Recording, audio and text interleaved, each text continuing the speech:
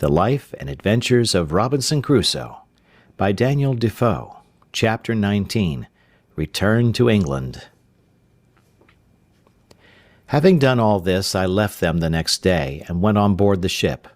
We prepared immediately to sail, but did not weigh that night. The next morning early, 2 of the 5 men came swimming to the ship's side, and making the most lamentable complaint of the other 3, begged to be taken into the ship for God's sake, for they should be murdered, and begged the captain to take them on board, though he hanged them immediately. Upon this the captain pretended to have no power without me, but after some difficulty, and after their solemn promises of amendment, they were taken on board, and were, some time after, soundly whipped and pickled, after which they proved very honest and quiet fellows. Some time after this the boat was ordered on shore, the tide being up, with the things promised to the men, to which the captain, at my intercession, caused their chests and clothes to be added, which they took, and were very thankful for. I also encouraged them, by telling them that if it lay in my power to send any vessel to take them in, I would not forget them. When I took leave of this island, I carried on board, for relics, the great goatskin cap I had made, my umbrella, and one of my parrots. Also I forgot not to take the money I formerly mentioned, which had lain by me so long useless that it was grown rusty or tarnished, and could hardly pass for silver till it had been a little rubbed and handled, as also the money I found in the wreck of the Spanish ship. And thus I left the island, the 19th of December, as I found by the ship's account, in the year 1686, after I had been upon it 28 years, 2 months, and 19 days. Being delivered from this second captivity the same day of the month that I first made my escape in the longboat from among the Moors of Sallee. In this vessel, after a long voyage, I arrived in England the 11th of June, in the year 1687, having been 35 years absent. When I came to England, I was as perfect a stranger to all the world as if I had never been known there. My benefactor and faithful steward, whom I had left my money in trust with, was alive, but had had great misfortunes in the world, was become a widow the second time, and very low in the world. I made her very easy as to what she owed me, assuring her I would give her no trouble, but, on the contrary, in gratitude for her former care and faithfulness to me, I relieved her as my little stock would afford, which at that time would, indeed, allow me to do but little for her, but I assured her I would never forget her former kindness to me, nor did I forget her when I had sufficient to help her, as shall be observed in its proper place. I went down afterwards into Yorkshire, but my father was dead, and my mother and all the family extinct, except that I found 2 sisters, and 2 of the children of one of my brothers, and as I had been long ago given over for dead, there had been no provision made for me, so that, in a word, I found nothing to relieve or assist me, and that the little money I had would not do much for me as to settling in the world.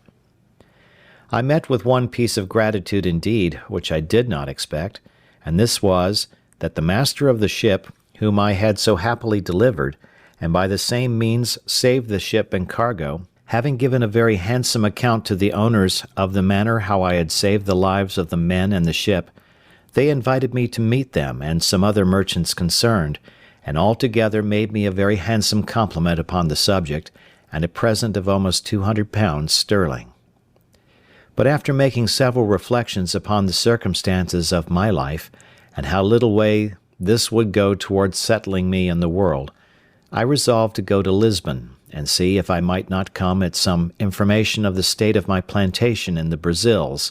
and of what was become of my partner, who, I had reason to suppose, had some years past given me over for dead. With this view I took shipping for Lisbon, where I arrived in April following, my man Friday accompanying me very honestly in all these ramblings, and proving a most faithful servant upon all occasions. When I came to Lisbon, I found out, by inquiry, and to my particular satisfaction, my old friend, the captain of the ship who first took me up at sea off the shore of Africa.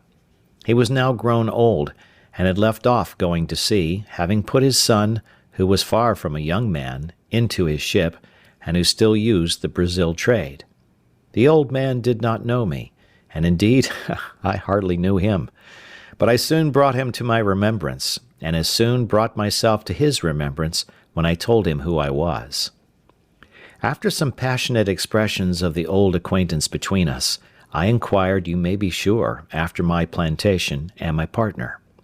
The old man told me he had not been in the Brazils for about 9 years, but that he could assure me that when he came away my partner was living, but the trustees whom I had joined with him to take cognizance of my part were both dead. That, however, he believed I would have a very good account of the improvement of the plantation, for that, upon the general belief of my being cast away and drowned, my trustees had given in the account of the produce of my part of the plantation to the procurator fiscal, who had appropriated it, in case I never came to claim it, 1/3 to the king and 2/3 to the monastery of St. Augustine, to be expended for the benefit of the poor, and for the conversion of the Indians to the Catholic faith. But that if I appeared, or any one for me, to claim the inheritance, it would be restored, only that the improvement or annual production, being distributed to charitable uses, could not be restored. But he assured me that the steward of the king's revenue from lands, and the provedore, or steward of the monastery, had taken great care all along that the incumbent, that is to say, my partner, gave every year a faithful account of the produce, of which they had duly received my moiety. I asked him if he knew to what height of improvement he had brought the plantation, and whether he thought it might be worth looking after, or whether, on my going thither, I should meet with any obstruction to my possessing my just right in the moiety. He told me he could not tell exactly to what degree the plantation was improved, but this he knew, that my partner was grown exceeding rich upon the enjoying of his part of it, and that, to the best of his remembrance, he had heard that the king's third of my part, which was, it seems, granted away to some other monastery or religious house, amounted to above 200 moidores a year. That as to my being restored to a quiet possession of it, there was no question to be made of that, my partner being alive to witness my title, and my name being also enrolled in the register of the country. Also, he told me that the survivors of my 2 trustees were very fair, honest people, and very wealthy, and he believed I would not only have their assistance for putting me in possession, but would find a very considerable sum of money in their hands for my account, being the produce of the farm, while their fathers held the trust, and before it was given up as above, which, as he remembered, was for about 12 years. I showed myself a little concerned and uneasy at this account, and inquired of the old captain how it came to pass that the trustees should thus dispose of my effects, when he knew that I had made my will, and had made him, the Portuguese captain, my universal heir, etc. He told me that was true, but that as there was no proof of my being dead, he could not act as executor until some certain account should come of my death, and besides, he was not willing to intermeddle with a thing so remote; that it was true he had registered my will, and put in his claim, and could he have given any account of my being dead or alive, he would have acted by procuration, and taken possession of the ingenio, so they call the sugar house, and have given his son, who was now at the Brazils, orders to do it. But, says the old man, I have one piece of news to tell you, which perhaps may not be so acceptable to you as the rest, and that is, believing you were lost, and all the world believing so also, your partner and trustees did offer to account with me, in your name, for the first 6 or 8 years' profits, which I received. There being at that time great disbursements for increasing the works, building an ingenio, and buying slaves, it did not amount to near so much as afterwards it produced. However, says the old man, I shall give you a true account of what I have received in all, and how I have disposed of it. After a few days' further conference with this ancient friend, he brought me an account of the first 6 years' income of my plantation, signed by my partner and the merchant trustees, being always delivered in goods, that is, tobacco in roll and sugar in chests, besides rum, molasses, etc., which is the consequence of a sugar work, and I found by this account that every year the income considerably increased, but, as above, The disbursements being large, the sum at first was small. However, the old man let me see that he was debtor to me 470 moidores of gold, besides 60 chests of sugar and 15 double rolls of tobacco, which were lost in his ship, he having been shipwrecked coming home to Lisbon about 11 years after my having the place. The good man then began to complain about his misfortunes, and how he had been obliged to make use of my money to recover his losses, and buy him a share in a new ship. "However, my old friend," says he, "you shall not want a supply in your necessity, and as soon as my son returns, you shall be fully satisfied." Upon this he pulls out an old pouch, and gives me 160 Portugal moidores in gold, and giving the writings of his title to the ship, which his son was gone to the Brazils in, of which he was quarter part owner, and his son another, he puts them both into my hands for security of the rest. I was too much moved with the honesty and kindness of the poor man to be able to bear this, and remembering what he had done for me, how he had taken me up at sea, and how generously he had used me on all occasions, and particularly how sincere a friend he was now to me, I could hardly refrain weeping at what he had said to me. Therefore I asked him if his circumstances admitted him to spare so much money at that time, and if it would not straiten him. He told me he could not say but it might straiten him a little, but, however, it was my money, and I might want it more than he. Everything the good man said was full of affection, and I could hardly refrain from tears while he spoke. In short, I took 100 of the moidores, and called for a pen and ink to give him a receipt for them. Then I returned him the rest, and told him if ever I had possession of the plantation, I would return the other to him also, as indeed I afterwards did, and that as to the bill of sale of his part in his son's ship, I would not take it by any means, but that if I wanted the money, I found he was honest enough to pay me, and if I did not, but came to receive what he gave me reason to expect, I would never have a penny more from him. When this was past, the old man asked me if he should put me into a method to make my claim to my plantation. I told him I thought to go over to it myself. He said I might do so if I pleased, but that if I did not, there were ways enough to secure my right, and immediately to appropriate the profits to my use. And as there were ships in the river of Lisbon just ready to go away to Brazil, he made me enter my name in a public register, with his affidavit, affirming upon oath that I was alive, and that I was the same person who took up the land for the planting the said plantation at first. This being regularly attested by a notary, and a procuration affixed, he directed me to send it, with a letter of his writing, to a merchant of his acquaintance at the place, and then proposed my staying with him till an account came of the return.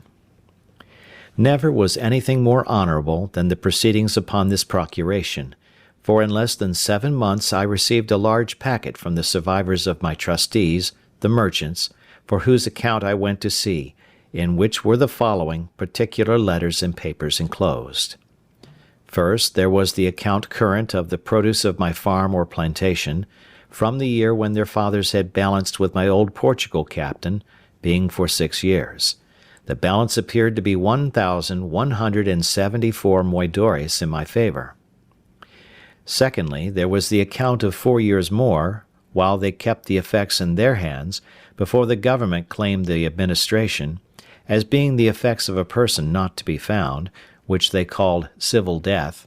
and the balance of this, the value of the plantation increasing, amounted to 19,446 cruzados, being about 3,240 moidores. Thirdly, there was the prior of St. Augustine's account, who had received the profits for above 14 years, but not being able to account for what was disposed of by the hospital, very honestly declared he had 872 moidores not distributed, which he acknowledged to my account. As to the king's part, that refunded nothing. There was a letter of my partner's, congratulating me very affectionately upon my being alive, giving me an account how the estate was improved, and what it produced a year, with the particulars of the number of squares, or acres, that it contained, how planted, how many slaves there were upon it, and making 22 crosses for blessings, told me he had said so many Ave Marias to thank the Blessed Virgin that I was alive, inviting me very passionately to come over and take possession of my own, and in the meantime to give him orders to whom he should deliver my effects if I did not come myself, concluding with a hearty tender of his friendship and that of his family, and sent me as a present 7 fine leopard skins, which he had, it seems, received from Africa, by some other ship than he had sent thither, and which, it seems, had made a better voyage than I. He sent me also 5 chests of excellent sweetmeats, and 100 pieces of gold uncoined, not quite so large as moidores.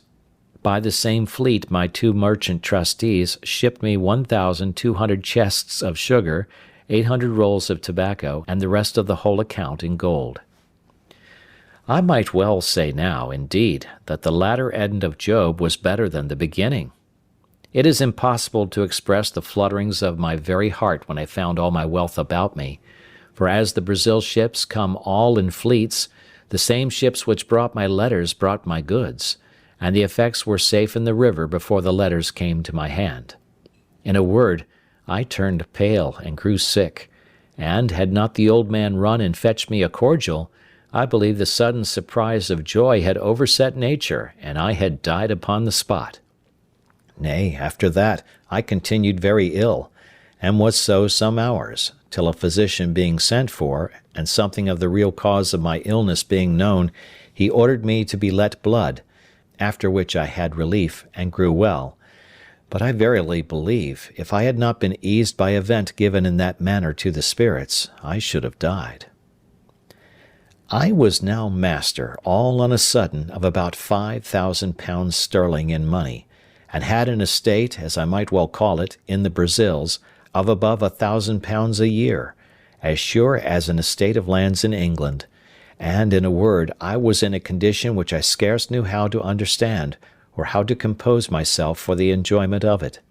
The first thing I did was to recompense my original benefactor, my good old captain, who had been first charitable to me in my distress, kind to me in my beginning, and honest to me at the end. I showed him all that was sent to me. I told him that, next to the providence of heaven which disposed all things, it was owing to him, and that it now lay on me to reward him, which I would do 100-fold. So I first returned to him the 100 moidores I had received of him, then I sent for a notary, and caused him to draw up a general release or discharge from the 470 moidores which he had acknowledged he owed me, in the fullest and firmest manner possible. After which I caused a procuration to be drawn, empowering him to be the receiver of the annual profits of my plantation, and appointing my partner to account with him, and make the returns, by the usual fleets, to him in my name,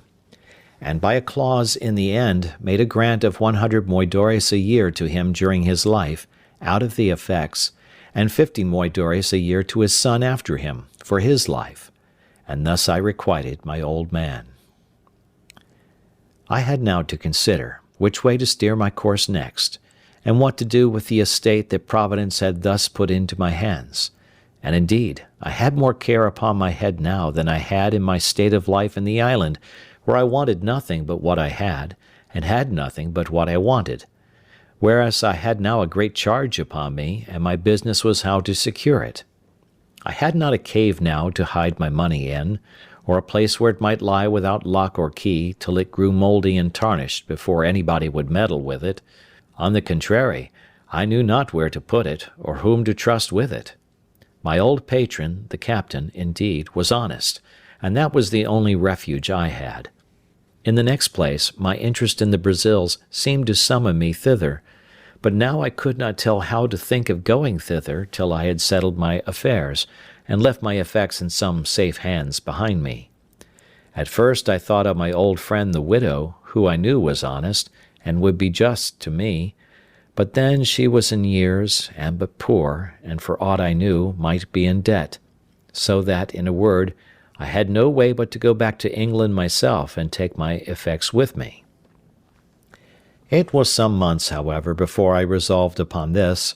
and therefore, as I had rewarded the old captain fully, and to his satisfaction, who had been my former benefactor, so I began to think of the poor widow, whose husband had been my first benefactor, and she, while it was in her power, my faithful steward and instructor. So the first thing I did, I got a merchant in Lisbon to write to his correspondent in London, not only to pay a bill, but to go find her out and carry her, in money, £100 from me, and to talk with her and comfort her in her poverty, by telling her she should, if I lived, have a further supply. At the same time I sent my two sisters in the country £100 each, they being, though not in want, yet not in very good circumstances, one having been married and left a widow, and the other having a husband not so kind to her as he should be. But among all my relations or acquaintances I could not yet pitch upon one to whom I durst commit the gross of my stock, that I might go away to the Brazils, and leave things safe behind me, and this greatly perplexed me. I had once a mind to have gone to the Brazils and have settled myself there, for I was, as it were, naturalized to the place, but I had some little scruple in my mind about religion, which insensibly drew me back. However, it was not religion that kept me from going there for the present, and as I had made no scruple of being openly of the religion of the country all the while I was among them, so neither did I yet, only that, now and then, having of late thought more of it than formerly, when I began to think of living and dying among them, I began to regret having professed myself a papist, and thought it might not be the best religion to die with. But, as I have said, this was not the main thing that kept me from going to the Brazils, but that really I did not know with whom to leave my effects behind me, so I resolved at last to go to England, where, if I arrived, I concluded that I should make some acquaintance, or find some relations that would be faithful to me, and accordingly I prepared to go to England with all my wealth. In order to prepare things for my going home, I first, the Brazil fleet being just going away, resolved to give answers suitable to the just and faithful account of things I had from thence, and, first, to the Prior of St. Augustine, I wrote a letter full of thanks for his just dealings, and the offer of the 872 moidores which were undisposed of, which I desired might be given, 500 to the monastery, and 372 to the poor, as the prior should direct, desiring the good padre's prayers for me, and the like. I wrote next a letter of thanks to my two trustees, with all the acknowledgment that so much justice and honesty called for. As for sending them any present, they were far above having any occasion of it. Lastly, I wrote to my partner, acknowledging his industry in the improving of the plantation, and his integrity in increasing the stock of the works, giving him instructions for his future government of my part, according to the powers I had left with my old patron, to whom I desired him to send whatever became due to me, till he should hear from me more particularly, assuring him that it was my intention not only to come to him, but to settle myself there for the remainder of my life. To this I added a very handsome present of some Italian silks for his wife and two daughters, for such the captain's son informed me he had, with 2 pieces of fine English broadcloth, the best I could get in Lisbon, 5 pieces of black baize, and some Flanders lace of a good value. Having thus settled my affairs, sold my cargo, and turned all my effects into good bills of exchange, my next difficulty was which way to go to England. I had been accustomed enough to the sea, and yet I had a strange aversion to go to England by the sea at that time, and yet I could give no reason for it. Yet the difficulty increased upon me so much, that though I had once shipped my baggage in order to go, yet I altered my mind, and that not once but 2 or 3 times. It is true I had been very unfortunate by sea, and this might be one of the reasons, but let no man slight the strong impulses of his own thoughts in cases of such moment. 2 of the ships which I had singled out to go in, I mean more particularly singled out than any other, having put my things on board one of them, and in the other having agreed with the captain, I say 2 of these ships miscarried. One was taken by the Algerines, and the other was lost on the Start, near Torbay, and all the people drowned except 3, so that in either of those vessels I had been made miserable. Having been thus harassed in my thoughts, my old pilot, to whom I communicated everything, pressed me earnestly not to go by sea, but either to go by land to the Groine, and cross over the Bay of Biscay to Rochelle, from whence it was but an easy and safe journey by land to Paris, and so to Calais and Dover, or to go up to Madrid, and so all the way by land through France.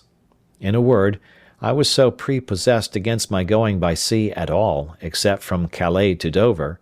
that I resolved to travel all the way by land, which, as I was not in haste, and did not value the charge, was by much the pleasanter way. And to make it more so, my old captain brought an English gentleman, the son of a merchant in Lisbon, who was willing to travel with me,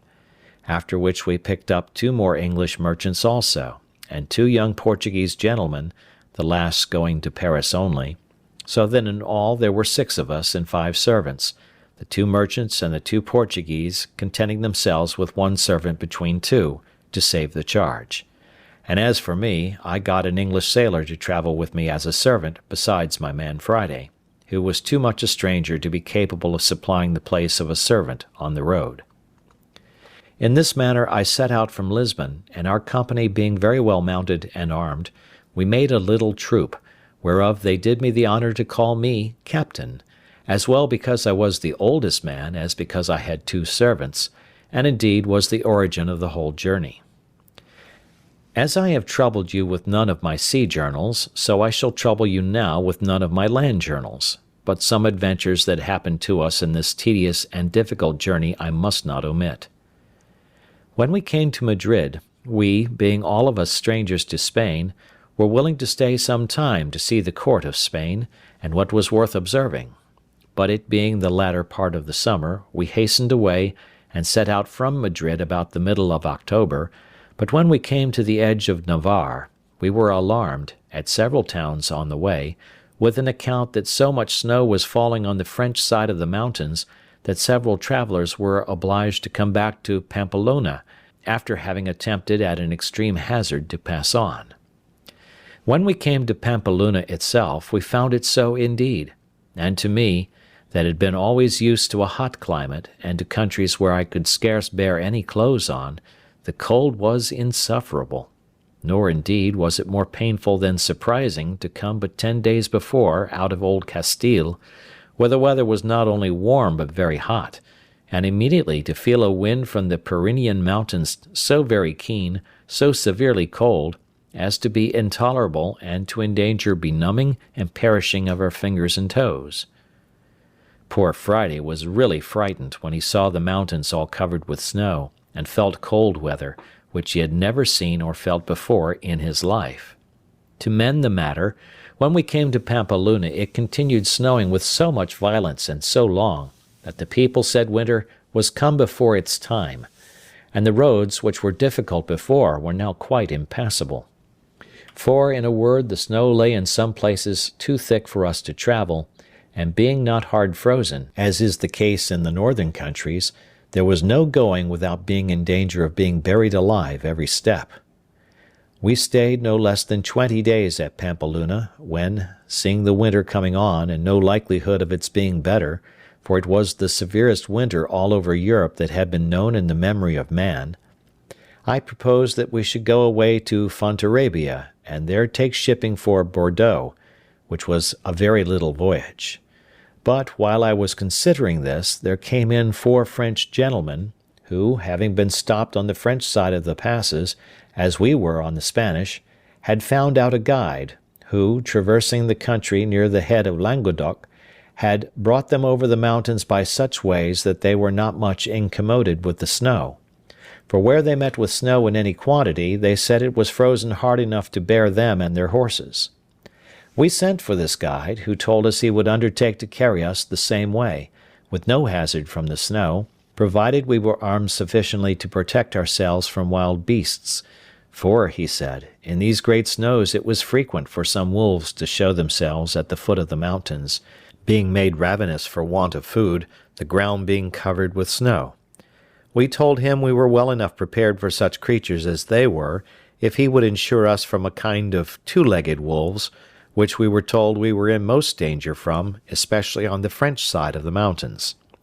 He satisfied us that there was no danger of that kind in the way that we were to go, so we readily agreed to follow him, as did also 12 other gentlemen with their servants, some French, some Spanish, who, as I said, had attempted to go, and were obliged to come back again. Accordingly, we set out from Pampeluna with our guide on the 15th of November, and indeed I was surprised when, instead of going forward, he came directly back with us on the same road that we came from Madrid, about 20 miles, when, having passed 2 rivers, and come into the plain country, we found ourselves in a warm climate again, where the country was pleasant, and no snow to be seen. But on a sudden, turning to his left, he approached the mountains another way, and though it is true the hills and precipices looked dreadful, yet he made so many tours, such meanders, and led us by such winding ways, that we insensibly passed the height of the mountains without being much encumbered with the snow. And all on a sudden he showed us the pleasant and fruitful provinces of Languedoc and Gascony, all green and flourishing, though at a great distance, and we had some rough way to pass still. We were a little uneasy, however, when we found it snowed one whole day and a night so fast that we could not travel. But he bid us be easy, we should soon be past it all. We found indeed that we began to descend every day, and to come more north than before, and so, depending upon our guide, we went on. It was about 2 hours before night when, our guide being something before us, and not just in sight, out rushed 3 monstrous wolves, and after them a bear, from a hollow way adjoining to a thick wood. 2 of the wolves made at the guide, and had he been far before us, he would have been devoured before we could have helped him. One of them fastened upon his horse, and the other attacked the man with such violence that he had not time or presence of mind enough to draw his pistol, but hallooed and cried out to us most lustily. My man Friday being next me, I bade him ride up and see what was the matter. As soon as Friday came in sight of the man, he hallooed out as loud as the other, "Oh, master! Oh, master!" but like a bold fellow, rode directly up to the poor man, and with his pistol shot the wolf in the head that attacked him.